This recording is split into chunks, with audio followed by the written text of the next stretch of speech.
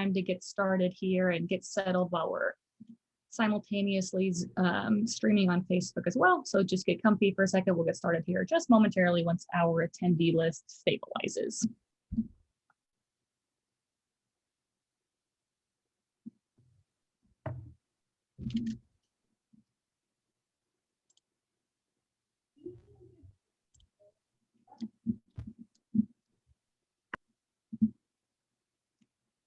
All right.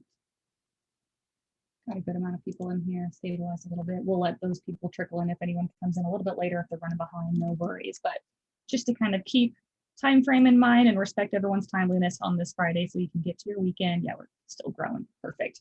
Welcome in, everyone. We are simultaneously on Facebook. So if you're watching on Facebook or if you're here on Zoom, welcome. Happy to have you here as well. All right, so welcome to this week's All Things ECE webinar with ELV. We are doing part 2, webinar number 2 of the Eckers with Big Math Concepts, Creating Engaging and Meaningful Experiences for Children ages 3 to 6. We've got Jennifer Garcia with us again today. She's the Early Childhood Professional Development Specialist with Those Wonder Years LLC. So we're fortunate enough to have her here with us again for part 2. Just a couple housekeeping things as an intro. As you all know, most of you probably know, if you're new to ELV, we are a 501c3 nonprofit helping providers both home, several ranges of sizes, if that's a home childcare, small center, large hub, with the tech and admin side of things for their day-to-day business. So if ELV and core is not something you're currently utilizing right now and you're interested in doing so, feel free to reach out to my email at mminer@earlylearningventures.org, and I'm happy to kind of pursue any kind of questions you have on the system itself. And here's a few high-level features of the system. We are cloud-based and have mobile capabilities too, so feel free to reach out if you have any questions on any of that. If you need training on anything in your current provider, looking for new training resources, feel free to reach out to me. I can connect you with our team. Again, on those mobile apps, just always encouraging those usage of said mobile apps. Those are on Apple App Store, Google Play, and Amazon App Store as well.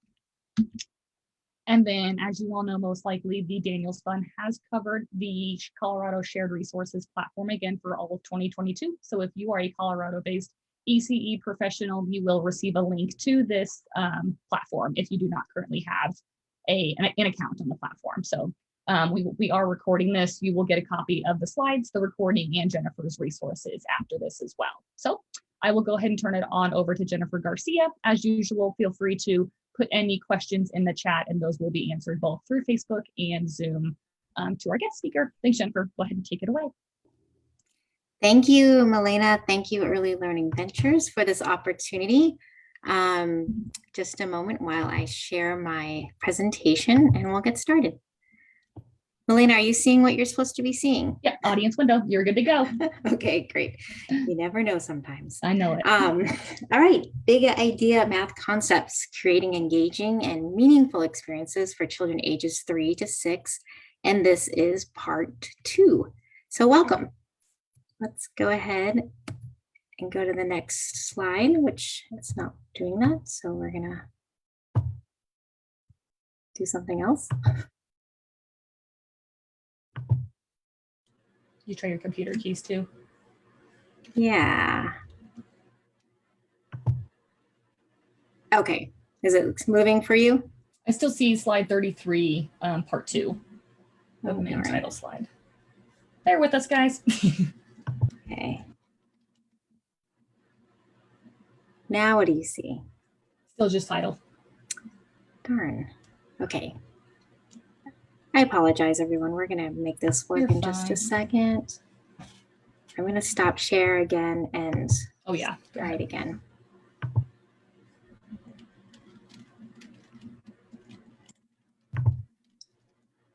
So much for all the practice that we had. I know. Okay, what do you see now?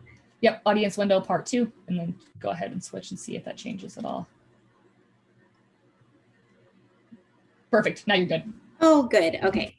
All right, resources, Erickson Institute, Early Math Collaborative. They are the best place to go if you want to dive even deeper into math concepts for young children. And if you're an infant toddler provider on this preschool presentation, they have a ton of infant toddler stuff as well. Okay, so we're going to start with measurements. And remember, the name of the game of this presentation is to understand what math concepts We want to teach to preschool age children. And just as important, how we teach them, how we making them meaningful, how we make them engaging, and most importantly, how we make them fun for preschoolers. Oh, wait, let me talk about the slide. Okay, so when we're talking about measurement, we're talking about in preschool words, shorter, longer, shorter, taller, heavier, lighter. So as you can see, we're not talking rulers and exact measurements in centimeters and inches. We're talking basic understanding of these concepts: shorter, longer, shorter, taller, heavier, lighter. So weight, length, and height. Oh my goodness.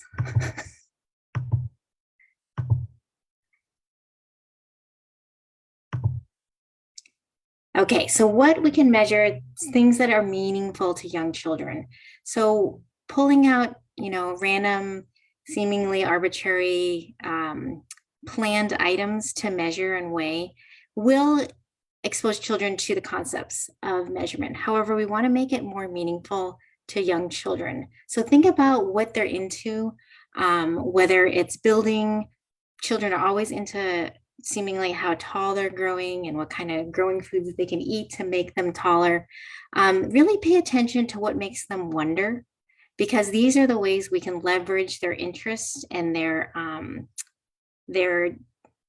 joy into ways to teach these concepts of math. So when we're talking about math, the math concepts, they can be plans and they also can be spontaneous. So if you know, hey, I'm not really introducing a lot of math concepts to include measuring in my daily lessons or my daily interactions, you can plan for them and use, like I said, the interests of the children and what they're wondering about as jumping off points for your planning. And then of course, they're going to be spontaneous experiences in the classroom that you can capitalize on and introduce math concepts throughout the day. I did it right. Okay, length, the horizontal measurement or the extent of something from end to end. So we can talk to our preschoolers, this is a big math idea, about lengths of things. And again, we're not talking about using, I know we have rulers in our classroom and I know we have ways to measure in very specific units. However, we're really introducing and deepening the concept of length. So when we talk about length with preschool age children, we can, it's titled 5 Bears Long. We can use non-standard units of measurement. And those are anything in your classroom that you can make use of, common things like the bears, the pennies, the cubes, as a way to compare or count. So when we use non-standard units of measurement, we're thinking, oh, my block structure, if it's on the ground, so we're talking about horizontal length, is 7 bears long, or 10 pennies long, or 8 cubes long. So if we think about non-standard units of measurement for vertical measurement, which is height, we're going to have to think of things that can be stacked or that are actually longer. So we can use non-standard unit of measurement for height when we measure things like the tower in this picture. So that is a great big idea that children can grasp, not easily, but with practice and a lot of exposure, they can grasp the understanding of height and length by using non-standard units of measurement. So title is, are we taller or shorter than an emperor penguin? And this is a great example of some project work that children can do to have super deep understanding of taller and shorter than something. So just a little trivia, the average height of a penguin is 44 inches tall, which is not that much shorter than me, but that's another interesting fact that you probably didn't need to know. But this project work, so in this book, Actual Size, they're really concrete images to show how big certain creatures are. And then you can make comparisons to their own size. This is a Steve Jenkins book and their actual size. So the children can use tape measures and butcher paper to mark the height. And then you can use an overhead projector and a toy penguin and create a shadow of a penguin. Students can work together to make the penguin shadow to match the mark they made on the butcher paper. Then children can compare the height of the shadow to the mark on the butcher paper. And you'll hear comments like, oh, we have to make it bigger. Oh, not that big. Oh, move it over here, until the height of the shadow and the mark on the butcher paper are the same.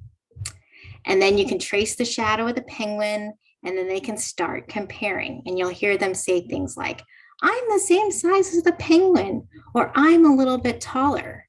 So you're hearing some math talk there, bigger, taller. So after you have all these comparison conversations, then you can ask them to reason and critically think, gosh, how else can we measure this penguin? And then you can also continue to compare other things to the size of the penguin. So there's a lot of ways to bring measurement to life and use all different sorts of modalities like books and the overhead projector, the butcher paper, the markers, to really, really deepen the concept of taller and comparing sizes. All right, so when we talk about younger preschoolers, let's say 3-year-olds, we can think about comparing objects by size by putting two objects side to side and simply saying which one is bigger and which one is smaller.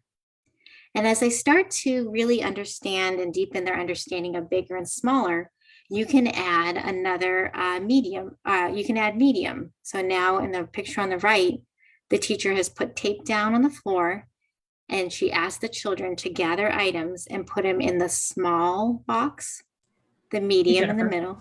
Yes. I don't think it has swapped over. We're still seeing the emperor penguin slide. Oh, really? Okay. You're not seeing what I'm seeing.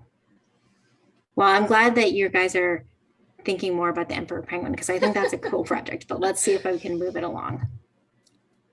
Just wanted to double check before you got too far in there. Thanks. Do you see apples? Not yet. I don't know why that would have stopped randomly. What do you see now? Still emperor penguin. Oh my goodness. Okay, I see emperor penguin. Yep. Still? Yep. Okay. Let's try another thing.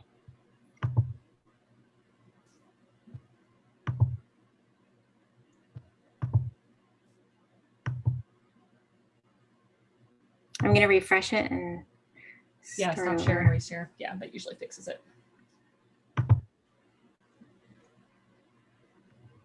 Thanks, everyone. Just bear with us.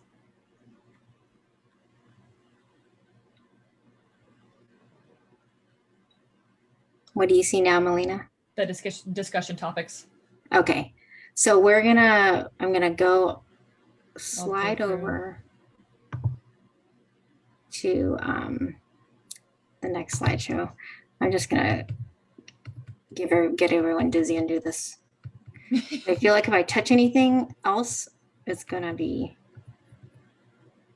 we're gonna go backwards again. Okay, now do you see an apple? A nope, big apple? Still slide to discussion topics currently.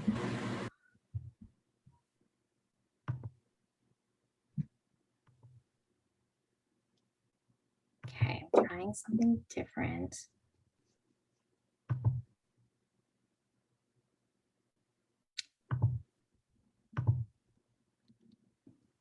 Yep, comparing objects by size. Oh my goodness, you guys are so patient. Thank you so much. Thanks, Jim. Thank you for letting me know. Okay, comparing objects by size. Again, simple. Bigger, smaller. Is the apple bigger or smaller than this apple? So when they're comparing things, they're using their visual perception.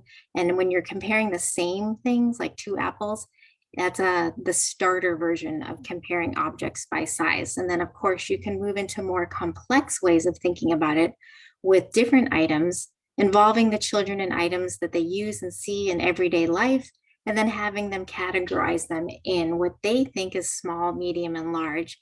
And then, of course, they're going to have to rethink all of that once they plop their items down, because some things might be smaller or bigger within the same box. So it's a real thinking and involved activity. Please tell me you can see a balance and a glass of water. Yep, you're good. Okay. Comparing objects by weight. If you add water, especially if you put a little food coloring in it, it creates such an interest in young children. They really love working with water and pouring water and looking at water through beautiful containers, different size containers. Water is just a great modality to work with. So when we want to do comparing objects by weight, we're really thinking of an experience with a whole body hands-on experience. The balance is an excellent way to use compare by weight, but also so is our bodies. So have 2 cups of water. Maybe they're equal amount of water. So when you hold these 2 cups of water, what do you notice? They're going to tell you all sorts of things. It's wet, it's in a cup, it's water. And then you can ask, well, does one heavier than the other, or do they feel equal or the same weight? What will happen if I place the full cup of water in this bin, and we're using plastic cups, of course? They can predict, is it going to go down, or do you think it's going to go up? What if I put another cup of water on the other side of the balance bin? Will it go down or will it go up? So these are prediction questions. So we're getting a little bit into the scientific method as well. And then, of course, you can ask a critical thinking question to summarize, or not summarize, to continue the thinking. Why did it go down? Why did the bin go up? And then you can start talking about weight, and you're comparing the weight and volume of each glass of water to the other. So comparing objects by weight. All right, to continue that conversation, comparing objects by weight, often preschool playgrounds have sandboxes and buckets. So to create that full body hands-on experience, as they're filling up their buckets with rocks or twigs or sand, whatever, ask them to think, oh, pick it up. Does it feel heavy? Does this one feel lighter or heavier? Again, we're not using a unit of measurement like a pound. We're just talking about the concept of light and heavy, and we're using our own bodies to feel that heavy. We're using our own bodies to feel that light. So you can see how this could be just a flash of an interaction, but it can really help them deepen their understanding of comparing objects by weight with a very hands-on whole body experience. So next time when you say, hey, does that feel heavy? They're going to draw on that experience of maybe holding the cups, or maybe holding the buckets of sand or rocks. All right, moving along, comparing sizes. Again, this can be, we talked about things that are formally planned, and we talked about activities that are spontaneous or informal. So the picture on the right, maybe the little girl is exploring all these items that happen to be in her art center. And then as the teacher, you can say, oh gosh, we've been talking a lot about length. Do you want to see if we can line these up smallest to shortest? So that's a way to do it. Then a lot of children have interest and fascination with dinosaurs. So maybe the teacher does a formal planned lesson in small group or individual and say, you know what, let's categorize our dinos by size, small, medium, and large, or maybe some other attributes. And then here's some table work on the right with the little bears. These are a great purchase because they can be for counting, they can be for weighing, they can be for non-standard unit of measurement, but they also can usually come in small, medium, and large size bears. So you can ask them to simply sort. Is this a small bear, large, or medium? And having them put them in a little box. My favorite thing to add a little element of fine motor and extra interest is, even you can have them and put them in water so they can see them float, or use tongs, or just to add a little bit of extra something besides just picking them up and placing them in a box. We're going to keep moving forward. So math talk. In Eckers 3, there is a indicator, quality indicator, where they want to hear a lot of math talk with non-math items and math items. So items and materials that are specifically made and developed to promote math learning, or just regular, you're in dramatic play and there are pizza or pots and pans or dolls that are bigger and smaller, any kind of area of the classroom, you can use math talk with non-math materials. So if you look at the slide, the math talk, there's many more math words, but just an example, shorter, short, shorter, shortest. So you can see how literacy and language can really support math, and math can really support literacy and language. Tall, taller, tallest. Big, bigger, biggest. And then when you're just starting out, simple, smaller, smaller, bigger, smaller, bigger, smaller.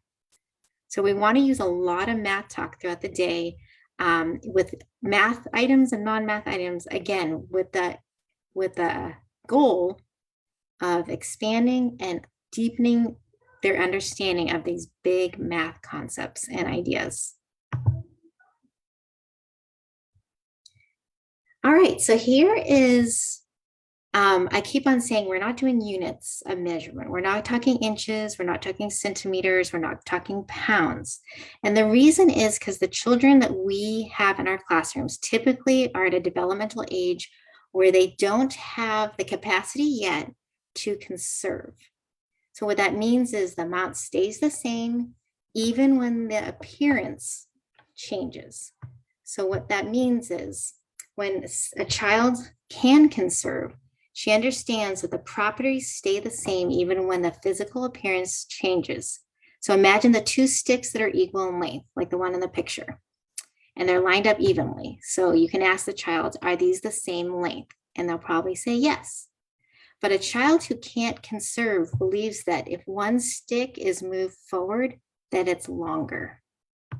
So children who can conserve understand that even if you move the sticks that are the same length, they still stay the same, even if they're placed in different positions. So that's conserving. And then there's the idea of transitivity.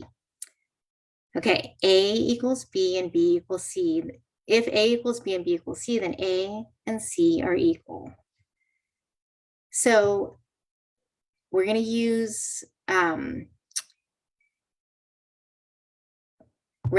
so example, A might be the toy railroad track. So it's straight, so it's easy to measure in length. And then B is, say, a piece of yarn, the same exact length as A, the railroad track. Then the child can use the same yarn in place of the second railroad track, which is C. So we know if the yarn length for if the yarn length is the same length as A, the railroad track, then we can assume that C is the same length as A. A and C are equal. I hope I explained that okay. It didn't go smoothly as I hoped. So again, to make math a little bit more interesting and fun, we want to make it meaningful to the children. And children, what is meaningful to children is, can depend on each class and each child and each classroom culture. But usually children love themselves and talking about what they like and, the length of the height of their bodies and the length of their arms. So here's an outdoor size hunt where you can simply ask, can we find things that are bigger than your hand? Oh, Jennifer, I think the slide hasn't moved past since the conserve two lines there. Oh dear. Okay. How's it going now? Not yet. That's so weird that it just decides to stop because I know. I think we figured out how to get it back on track. Yeah. Sorry about that, guys. Are you on the first slide? Yep. Okay. So let's pop through.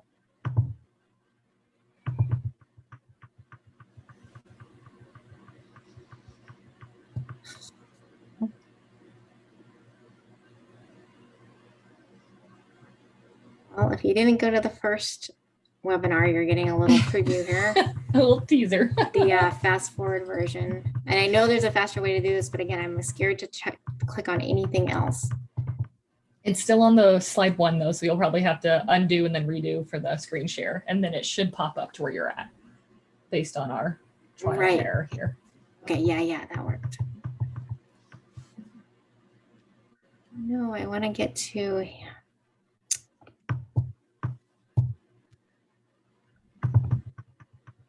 I would have let you keep going talking, but a lot of people are visual, so I want to make sure that those slides you prepared are.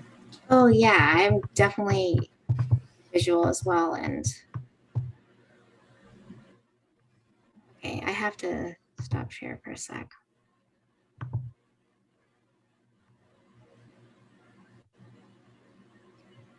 I'm gonna go.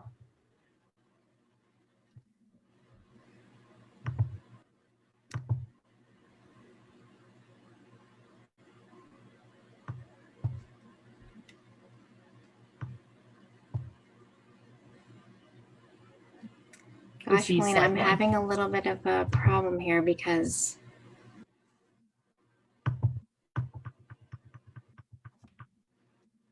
I will, let me see if I can pull up yours as well here. Okay, that was just thinking the same. One second. I'm trying one more thing.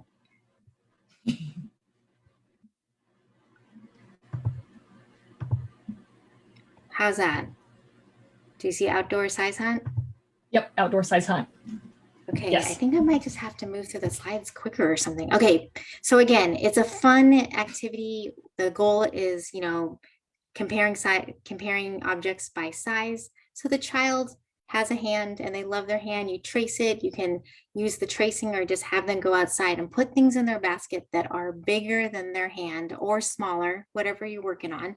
And it's just a fun way to get the kids engaged in measurement, which is a big math idea, or comparing sizes. So volume, the amount of space that a substance or an object occupies. So like I said earlier, kids love to work with water, especially when it has different fun, vibrant colors and they're in different containers. So you can just talk simply about the concept of volume. You know, how much space is it taking up in this container? Is it full? Is it half full? Is it empty? And then on the right, you have the cubes in a box, small box, and just see if they can fill the box with the cubes, and then just keep talking about, oh, it's becoming fuller, or maybe they dump it and it's emptied. How many cubes, you know, for an older preschool child, does it take to fill this box up? When is the box full? So volume. So here's some examples of ways children can explore volume with some colored water in different containers. The sensory table is a great way to, a great opportunity to talk about volume, not only with water, but with sand or whatever kind of pourable material that you have, or material that you can fill up containers with. Does everyone see cool books? Straganona? So books are a great way to, again, use math to expose children to more vocabulary and literacy concepts. And then also in many books, whether they're designed to or not, there are a lot of topics that cover math concepts of measurement. Stregonona and all the pasta, Room for Ripley, and then an award-winning book titled Inch by Inch. So use as many modalities as you can to present and deepen the understanding of these big math ideas like volume, length, width, height, etc. Are we seeing circumference? Yep, we're good. Yay, okay. Again, use circumference is a big word, but there are items all throughout our classroom and our natural world that have shapes, spherical shapes that we can think about, you know, what is the circumference of this pumpkin? Which strip is going to wrap around the pumpkin? Why this one do you think is going to wrap around and not this one? Is this one too long? Is this one too short? So there's all sorts of ways to explore the idea of circumference. Again, it can be spontaneous or formal. Most important thing is to make it fun and interesting. Narrow and wide. So these are words, vocabulary words that I don't use that often. And if I were in the classroom, I would try to have some intentional usage of the word narrow and wide because it's a math concept and they're kind of handy vocabulary to have. So you can use a variety of modalities like I've been mentioning. These have some nice, beautiful puzzles where you can compare, is this piece more narrow or wider? You can set up an obstacle course or a whole body movement activity like these baskets and ask, is your body too wide to get through or is the passage too narrow? And then, of course, most kids love to build roads and play with trucks and cars. So you can build roads that are narrow and wide and talk about, is this road wide enough for my truck? Is this bridge too narrow to go through? So there's all sorts of fun ways to introduce the concept of narrow and wide. And it's, like I said, a really great vocabulary. Oop, went backwards, but we're still going somewhere at least. Okay, so critical thinking and big idea math concepts. We can introduce and expose children to a lot of critical thinking, thought process, high order thinking interactions. So, for example, how many drawings can fit on the wall if we put them end to end? So you just finished an art project, all the kids want to display them. They're so colorful, they're so cool. And you're thinking, gosh, I don't know if we have enough wall space. How many do you think can fit if we use the whole wall end to end? How long should the butcher paper be to cover the whole table? Hey guys, we're doing a big project today. It's going to get messy. I would like to put the butcher paper on the entire table so we protect the table. How much do we need? How long does it need to be? And then simple everyday routine meals. We're serving milk during lunchtime. So how much milk do we need so everyone has a full cup? So those are some examples of critical thinking, how you can introduce critical thinking while you're deepening understanding of math concepts, big idea math concepts. All right, everyone loves food. Kids love to do cooking projects in their classrooms. I know a lot of it has been put on hold due to COVID, but some teachers are starting to do simple cooking projects. And so with that, of course, there are many, many opportunities to introduce math concepts, math ideas. Again, we're not talking about measuring ingredients to the quarter cup or even teaspoons and tablespoons. We're just talking about concepts you can teach while you're cooking. So one is equal spacing, one is equal groups, and one concept is partitioning. So equal spacing is exactly what it sounds like. So it's a foundation for understanding units of measurement. And it's also helps children understand fractions in the future. So obviously it's important for baking because if you put your cookies too close together, they blend together and they don't cook properly. So it has real life applications as well. But basically when we talk about equal spacing, is we want items to be equally spaced within a certain amount of space. And then equal groups. So for kids, when we count objects one by one, so that one-to-one correspondence, that is an excellent math achievement and a great math skill. And then we can start teaching counting in rows or columns in some sort of grid array. So look at the middle picture, those raviolis. You can have them start counting in 4s or 5s. This also can be done, let's say with the eggs or the muffin tins, and they count in the rows or the columns. And then I think I talked about this in part 1 of this webinar. That's the foundation for multiplication. So for example, look at the muffin tin. If you count in twos, there are 3 sets of twos, and 3 times 2 is 6. If you count the eggs, you can count in rows of 3, and there are 2 rows of 3, and 3 times 2 is 6. So again, it's just introducing these concepts to the children in fun, meaningful, hands-on ways. And partitioning occurs, pretty naturally, and it's including cutting equal sized pieces like the banana. And then it also introduces the concept, the whole or parts are part of a whole. And of course, that's fractions. So equal spacing, equal groups, and partitioning are all big math ideas you can introduce while cooking in the classroom, kitchen math. So again, fractions, if you don't have the capacity to do any cooking right now in your classroom, that's okay, because there are plenty of materials and everyday moments where you can introduce fractions or the understanding or the concept that parts of a whole, parts make a whole. So on the left, you have a nice little just, sorting activity, part of the food and the whole of the food. And then often we serve apples at lunch or snack. So you can maybe while the children are waiting, talk about, is this the whole apple or are we eating a part of an apple? Why do we eat kitchen math? Okay. Darn it. I think I stayed on it for too long. I think that's what's going on. It times out. Yeah. I've got them pulled up too if you want me to swap over. Yeah, let's do that because I feel like it times out. Got it as a.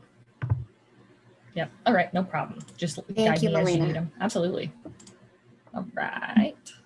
Okay. Can you see that? Okay. Yes. Okay. We can go to the next slide. All right. So we talked about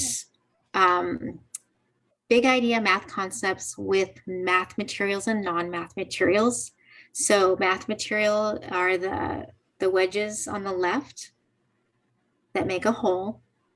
And then when we're talking about our science and we're growing plants in the spring and talking about the flower parts, these parts are the flower is the whole and these are the parts of the flower. So it's science, not necessarily math, but it's science or math with non-math materials. Same with the pizza. You have a piece of a pizza, a slice of a pizza, it's part of a pizza, but it's not a whole pizza. So hear all that literacy, all that vocabulary as well. Next slide, please.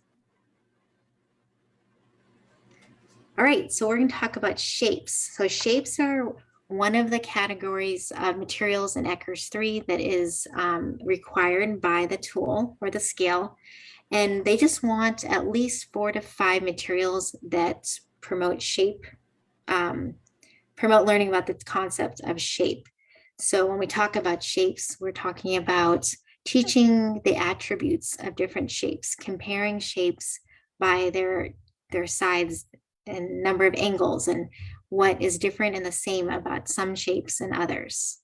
So we have materials, there are many, many materials you can buy that promote understanding of shapes, and some are just manipulative, some you can build with like the magnet tiles, some you can use on light boards.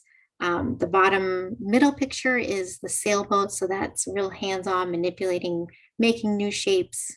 And kids love to talk about shapes, and so do teachers. So this is an area I feel like that most teachers do very well in with math. And next slide, please. All right, so with shapes, you can introduce concepts like same or different. Why are they the same? How are they different? And then you can move on to, so the slide on the left is a simple version. And then as the kids get more advanced or older, you can think about categorization based on shapes. And you can do, a collection of things throughout the classroom, or just pretend you have a purse and like, oh my gosh, there's so many things in my purse and I need to get them organized. How would you like to organize them? By color, shape, what other attributes do they have? And then if they choose shapes, then you can start deepening their understanding of the different attributes of different shapes. Next slide, please. All right, we're getting there. Patterns. So we know patterns are everywhere. And we know that children and adults seek patterns naturally in order to make sense of their world and to organize information. So when we see something repeating and we can predict that rule or that law of the pattern, that gives us a lot of peace.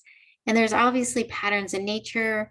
There are social patterns, and patterns are a math concept.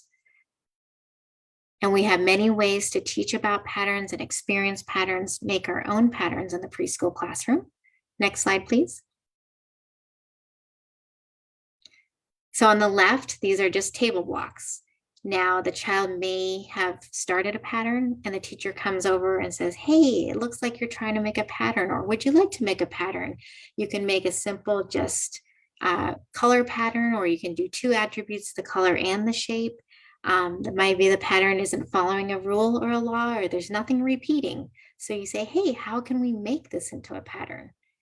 And then there's a lot of, in the middle, it looks like a worksheet, but it's actually patterns using your whole body. So you can say, hey, who wants to be the pattern picker? And they pick out a pattern and it says freeze, hop, hop, hold. So you do that as a group or a small group or an individual, and they're still learning about patterns, but they're using their whole body. It's fun. It's releasing some energy. And then if the teacher does it along with them, even better. So we can use patterns. So we can learn about patterns using our whole body. And then of course, musical instruments are a great way to learn about patterns because it has that cause and effect. It sounds loud, it sounds cool. You get to use the different instruments and experience a triangle and shaking maracas and the ringing of the bells. And then you or the children can create a pattern and then see if the class can follow your pattern and make some music. So patterns and sorting are also very important when it comes to learning the concept of graphing and analyzing graphing, which of course is math, big idea math concept. And I think we're getting close. Next slide, please. So don't forget, I always say this, variety of modalities. Some kids learn through hands-on, whole body, more than they do by reading, but some kids really tune in to these big, beautiful books that promote the understanding and the concept of patterns. So be sure to, use different modalities to introduce these big math ideas, because the whole idea is for them to have that deeper understanding. So when we use books, when we use activities, when we use whole body, when we use instruments, all those things just deepen their understanding of the big math ideas that we are teaching. Next slide. All right, so Colorado Shines is using Eckers 3. They just started this, or actually last month, January 2022, before they were using Eckers R revised.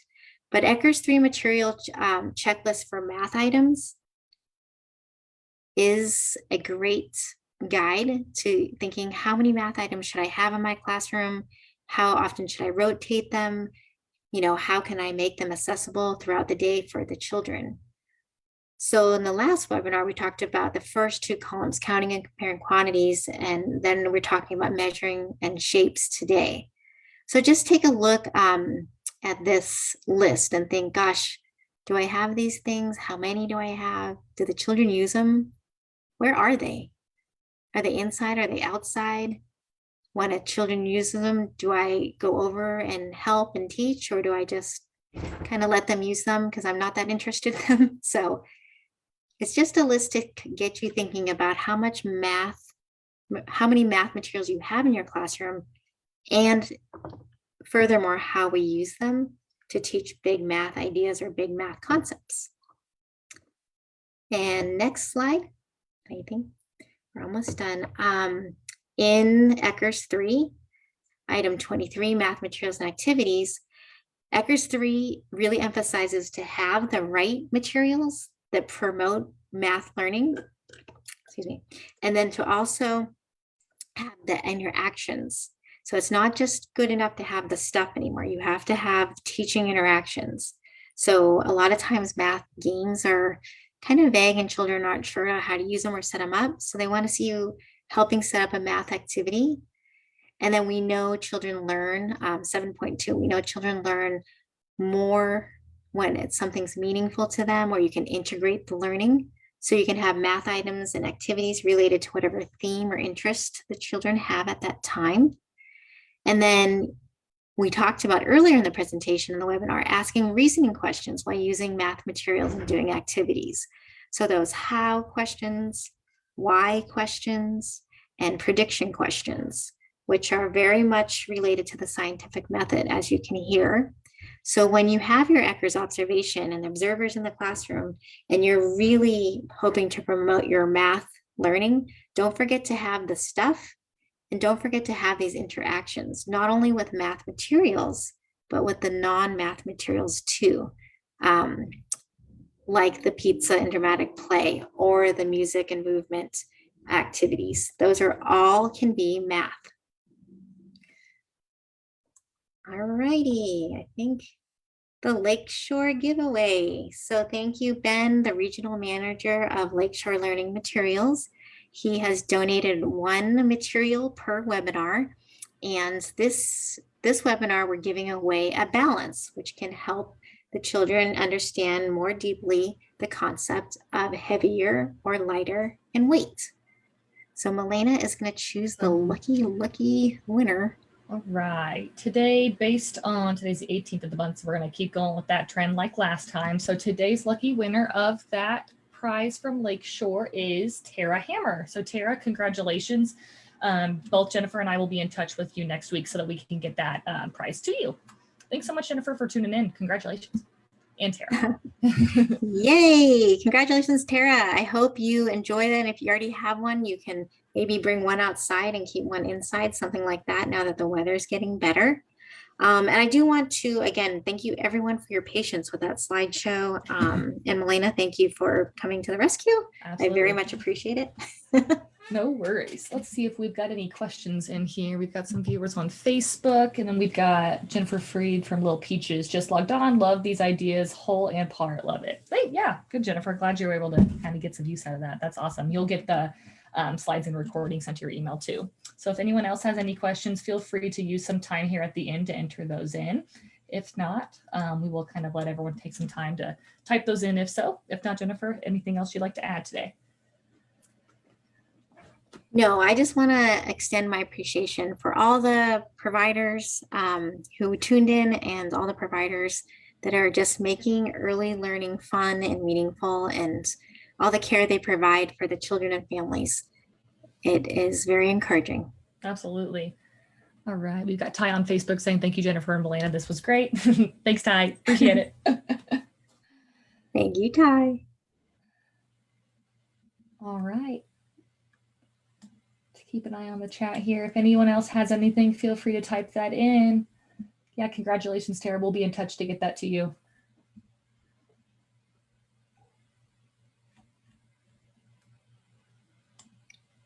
While we just have this moment, if people are going to type in some questions, please do. We're here to answer.